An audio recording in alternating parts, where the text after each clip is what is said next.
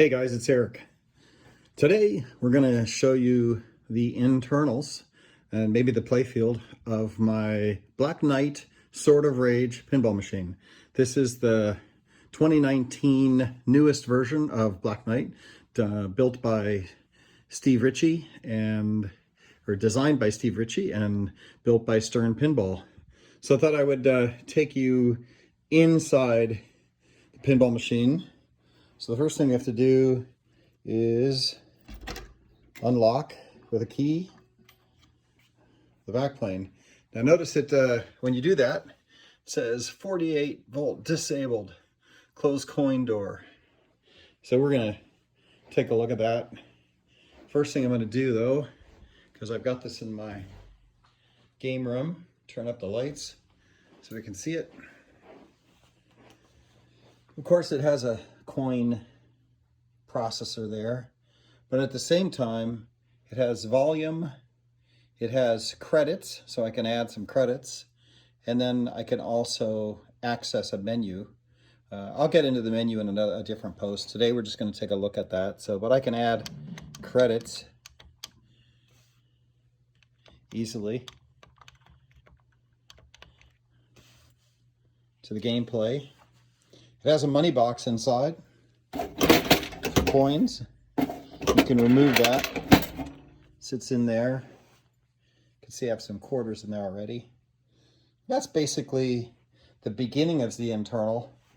And as I said, key opens it up. It's a different key for this than it is the key for the back box, which I did a video a few days ago of the back box.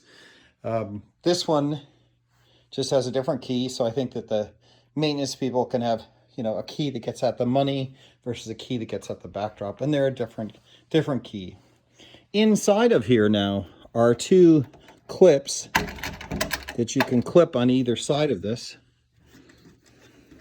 And if I unclip those in very typical fashion, that releases two hooks, and this top bar comes up, and it just has a couple hooks on each side, slots, that a couple hooks hook into. So this is the key to opening up the pinball machine, is that you do have to unhook those two snap downs, and then we'll put this over here. And now I've got the actual that done, and I can pull the glass down now. So I'm going to put this back, and this glass will just slide. And it's just a regular piece of sheet glass, so if I were to break it, I could actually just replace it at a glass store, because it is just a standard sheet of glass, medium thickness. And first thing I'm going to do is then, in order to get inside the pinball machine, I'm going to take the glass off. So I'm going to set us down for a second, and I'm going to take the glass off. I'm going to slide this guy all the way down.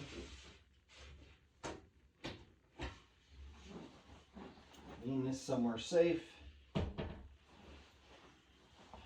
Get back the camera. So I just basically took the glass off, laid it on the floor, and now you can see that I'm open. Interestingly enough, I'll take you around the pinball gameplay. So I'm just in the pinball machine.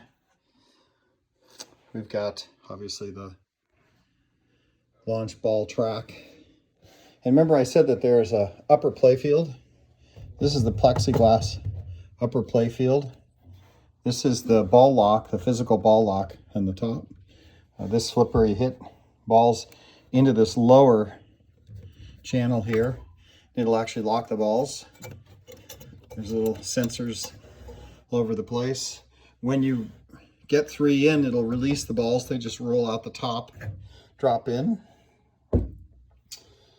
When you first launch the balls, go up onto the upper play deck, and then come down this track, go by this flipper at the edge, and then it'll roll down through this little gate here and down through the track all the way down to the bottom flipper. So that's how you go from the upper deck to the lower deck.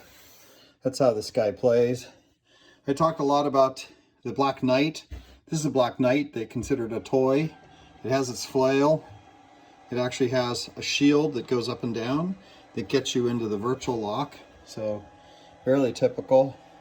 And then here at the flail, they absolutely have a ramp that goes up, and it goes up, and the ball momentum coming up that ramp has to come up here.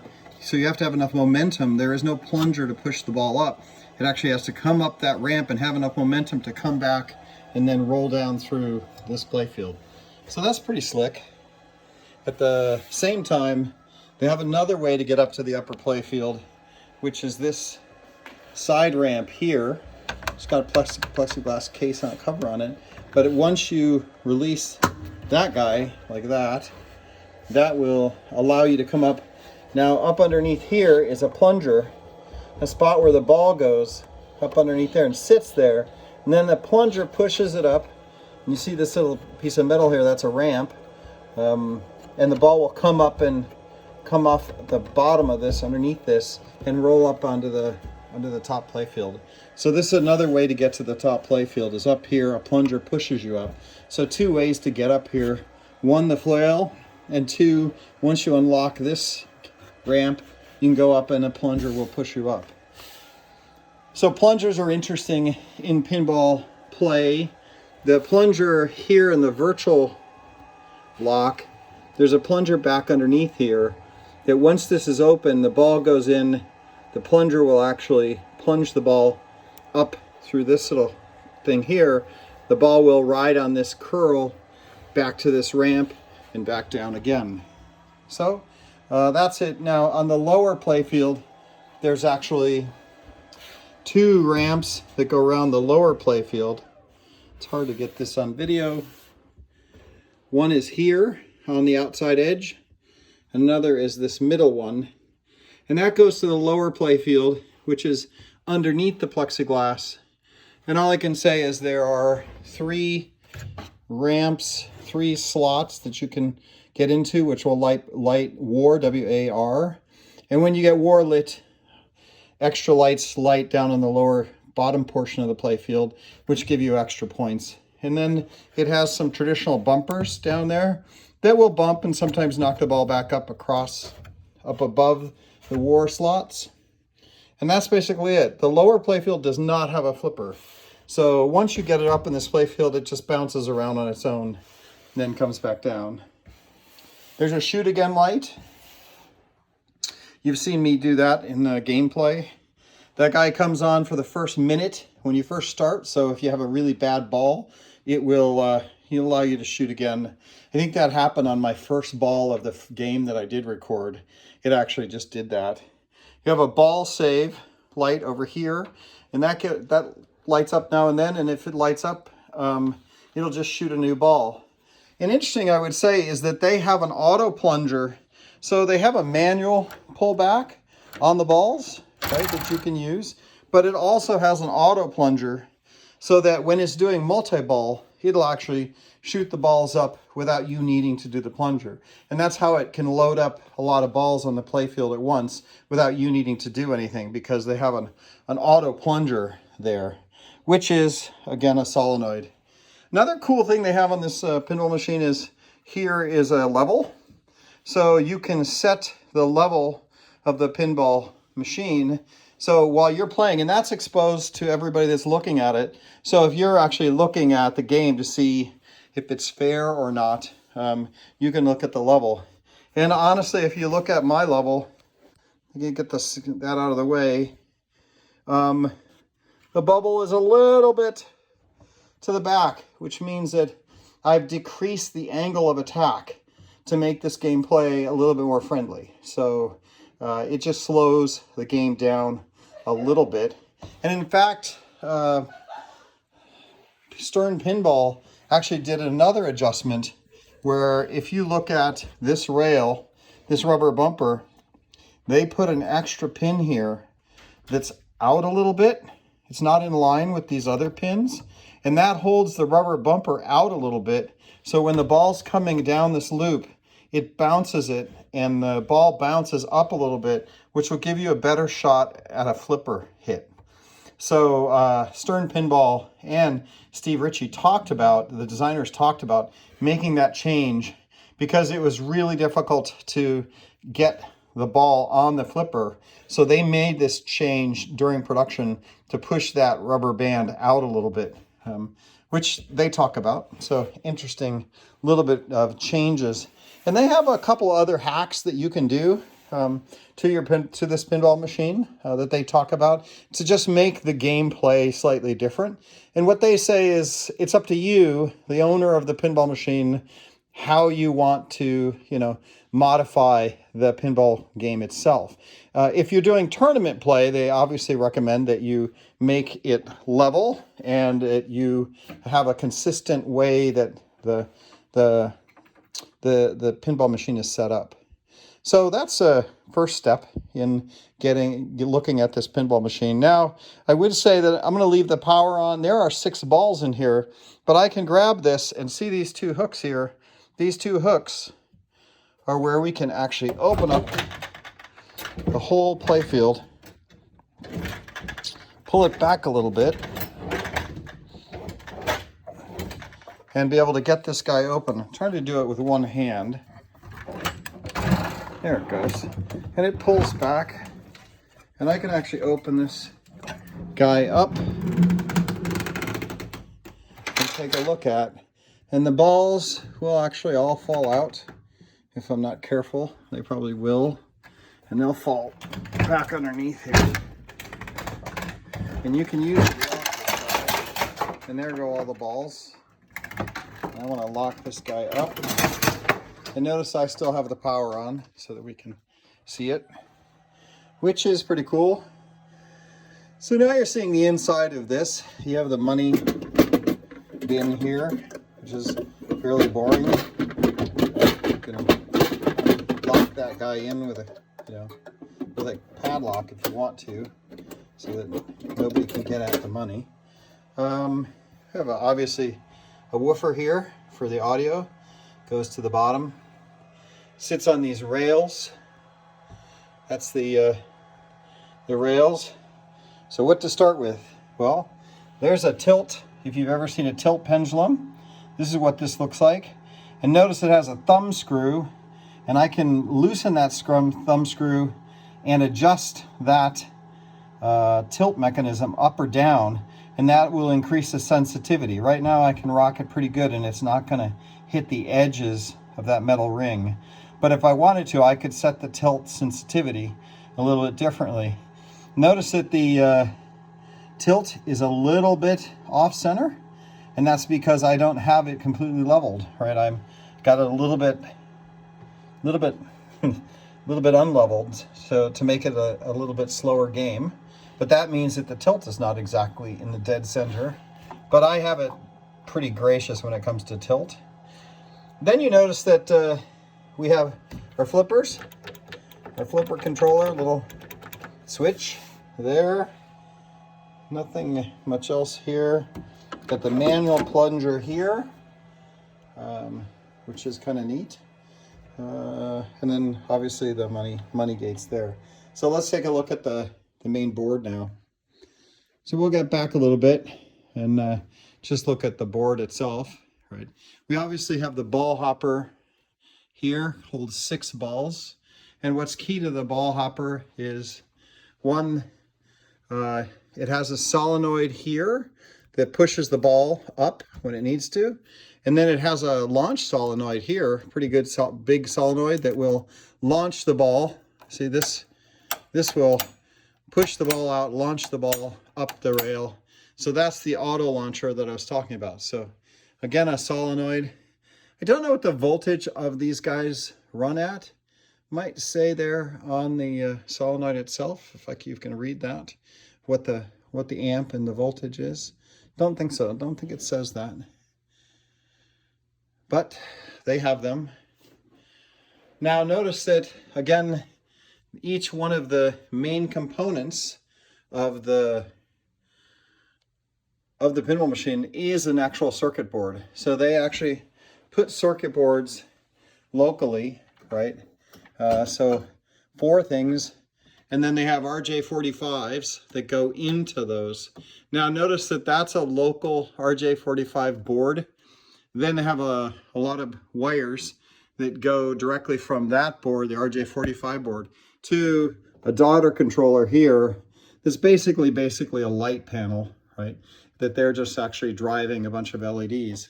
And one of the complaints that people have with the modern pinball machines is that the old pinball machines, which I will do a review of the black.knight 2000 later on in this series, the older ones actually just had wires directly to all the LEDs. So if an LED bulb went bad, you could just pull it out and replace it. But nowadays, a component like this, which is the circular LED pattern, this one here, that board, if I go to the front, that's this whole circular pattern there. That, if one LED goes bad, you have to replace the whole board. Unless you have a micro solder station, which I do, then you can unsolder and replace individual LEDs if you know which ones to buy, which you can do. But a lot of people don't have micro solder stations, right, with a magnifying glass or with a microscope, really, to get into, because these guys are really small. Anyway, they have additional solenoids to control game behavior, right? These are the flipper solenoids. So those are the big guys. Notice how big they are in comparison to this little guy here. Yeah, you can see big versus small. Big is flippers. So there's a flipper here, there's a flipper there. There's one other flipper up at the top, which I think is that guy there. So they have flippers. Then they have various solenoids for the gameplay. Solenoid here pushes the ball up and around that. We talked about that. There's another one down here that does the pushing the ball up. So, and then there's a lot of little different solenoids for the shield. So the shield that raises and lowers the shield is interesting. They actually have the flail. The flail is connected to a motor. So there's the motor for the flail with I think it's a gearbox and then a little belt, a little rubber belt that goes in there that controls the flail. So you see, in a real sense, pinball machines really only made up of 3 things, two real major components and then like 1/3. The 2 major components are, one, all of the solenoids. So if I start counting solenoids, I got 1, 2, 3, 4, 5, 6, 7, 8, 9, 10, 11, 12, 13, 14, 15 solenoids, which are basically just plunger-based solenoids with an electric coil that when you turn the power to them, it makes the piston go in or out depending on where the magnet is inside the electric coil. So those are the solenoids. Then the second components are just the LED circuit boards that light things up. And it looks like they have one control board here that has an RJ45 connector to it. And I'm wondering if there's any others. I thought there were 2 RJ45 connectors running down from the back plane. Yes, here's the second controller. So they have a controller up here, which I believe has an RJ45 coming into it here, which has a CPU on it. You see it has a flashing little yellow LED because it's talking through the RJ45. So I don't know what CPU it has on it, but I think it has a full CPU on that guy, which then drives all the solenoids. And then they have this second controller board back here that also drives things. And that's basically it. That's the control. Actually, and having said all that, yeah, there's a third RJ45, which is this is the control board here.